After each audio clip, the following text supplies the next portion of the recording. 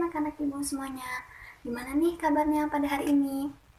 Alhamdulillah, jika semuanya sehat, berarti sudah siap dong untuk menerima pelajaran pada hari ini. Oke, jadi ibu absen dulu ya. Aldo hadir, Dila hadir, kemudian Friska. Alhamdulillah hadir semua ya. Ibu berharap kehadiran ini terus bertahan sampai ke pertemuan-pertemuan berikutnya agar anak-anak ibu sekalian tidak ketinggalan pelajaran. Nah, jadi sebelum kita memulai pelajaran pada hari ini, ada baiknya kita berdoa menurut agama dan kepercayaan kita masing-masing. Berdoa dimulai.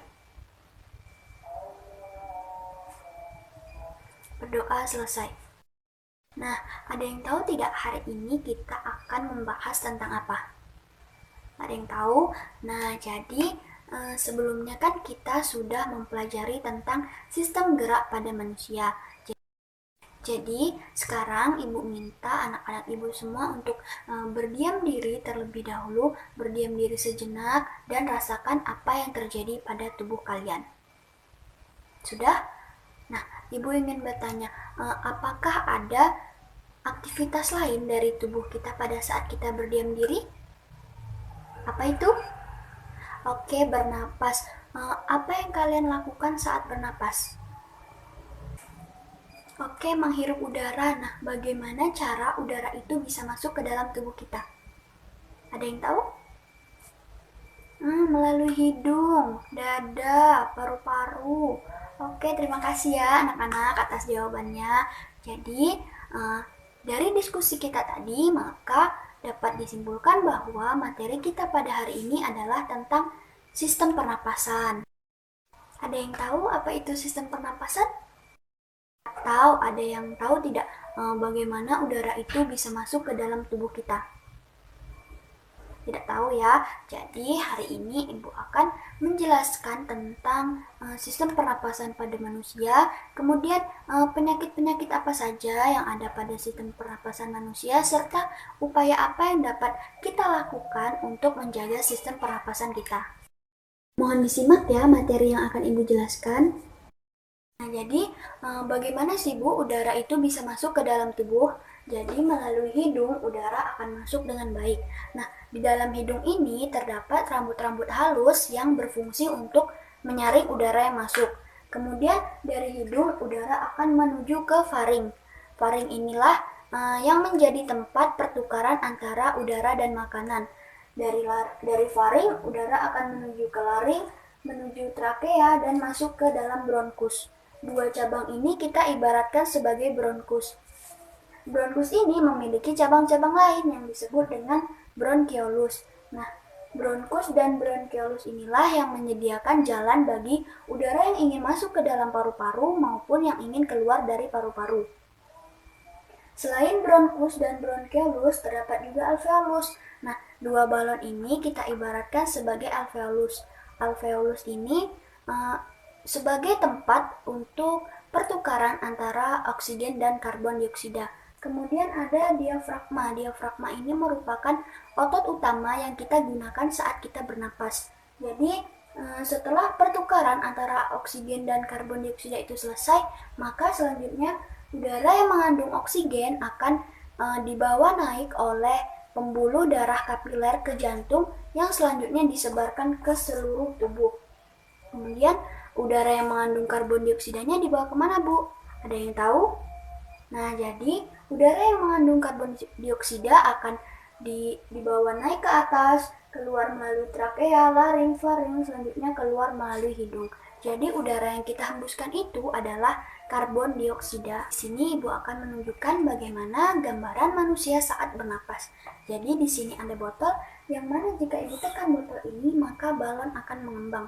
Ini diibaratkan pada saat kita menghirup udara, maka alveolus kita akan mengembang. Ini dinamakan dengan inspirasi atau masuknya udara ke dalam paru-paru.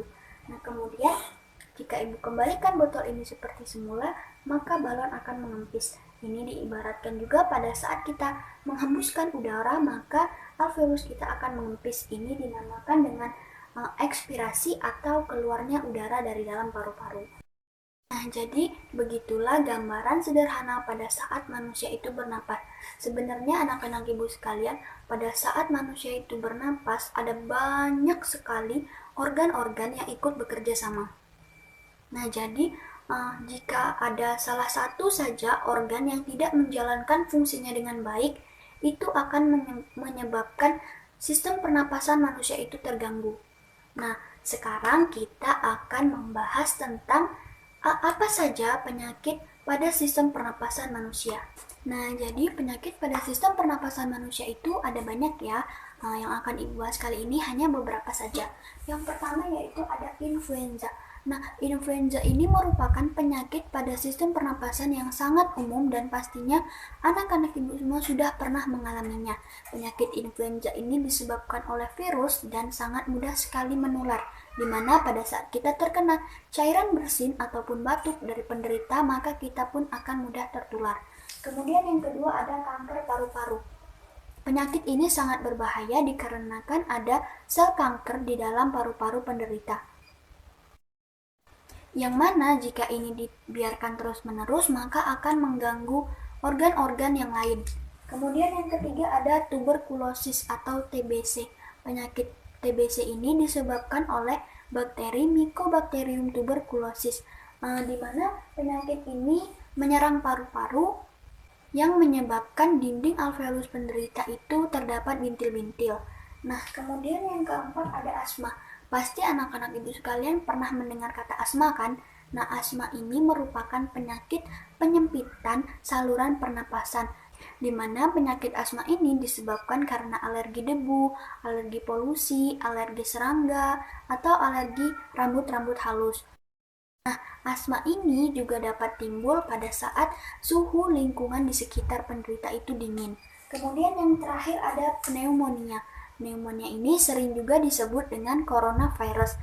Ini disebabkan oleh bakteri Diplococcus pneumoniae yang menyebabkan alveolus penderita itu terisi oleh cairan. Nah, selanjutnya kita akan membahas tentang bagaimana menjaga kesehatan sistem pernapasan.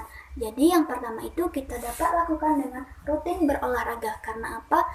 Semakin kita aktif bergerak, maka sirkulasi tubuh akan berjalan lancar. Dengan begitu, organ sistem pernapasan termasuk paru-paru akan terus terjaga kesehatannya. Kemudian yang kedua, konsumsi makanan yang bergizi. Anak-anak ibu sekalian, orang yang kekurangan nutrisi itu akan rentan terkena penyakit, salah satunya penyakit pada sistem pernapasan. Oleh karena itu, kita harus rajin mengkonsumsi makanan yang bergizi. Kemudian yang ketiga, minum air putih. Loh, kok minum air putih, Bu? Jadi, minum air putih ini merupakan salah satu cara yang paling sederhana untuk menjaga sistem pernapasan kita. Karena apa?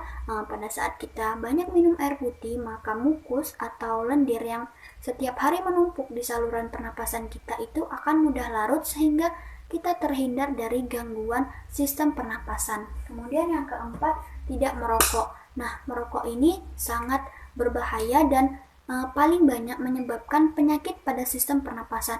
Jadi untuk anak ibu sekalian yang ayah atau temannya ada yang merokok, ada baiknya diingatkan untuk segera berhenti merokok. Kemudian yang kelima, hindari paparan polusi. Jadi polusi ini tidak hanya polusi pabrik atau polusi debu kendaraan. Nah, rokok juga merupakan polusi. Asap rokok itu merupakan polusi ya. Jadi kita sebagai perokok pasif itu lebih bahaya. Karena apa? Karena perokok pasif itu lebih rentan terkena penyakit daripada perokok aktif. Apakah anak ibu di sini ada yang memiliki penyakit pada sistem pernapasannya? Misalkan asma atau TBC. Nah, jadi penyakit-penyakit tersebut itu sangat berbahaya dan ada baiknya kita selalu menjaga kesehatan sistem pernapasan kita. Jadi itulah materi kita pada hari ini, yaitu tentang sistem pernapasan pada manusia. Jadi kesimpulannya yaitu bernapas merupakan hal yang setiap hari, setiap saat kita lakukan, yaitu dengan menghirup oksigen dan menghembuskan karbon dioksida. Dan organ-organ pada sistem pernapasan itu sangat banyak, yaitu ada hidung, faring, laring, trakea, ada paru-paru. Nah, di dalam paru-paru itu ada bronkus, ada bronkeolus, alveolus, dan juga diafragma. Kemudian untuk kita semua, jangan lupa untuk selalu menjaga kesehatan sistem pernapasan kita. Kemudian untuk tugasnya, kalian semua membuat poster tentang bahaya merokok bagi kesehatan.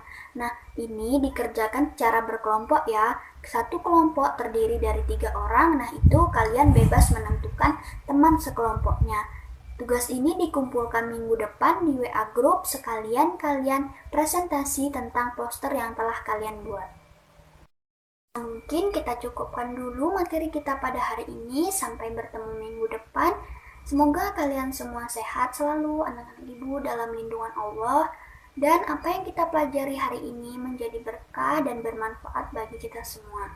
Terima kasih. Wassalamualaikum warahmatullahi wabarakatuh.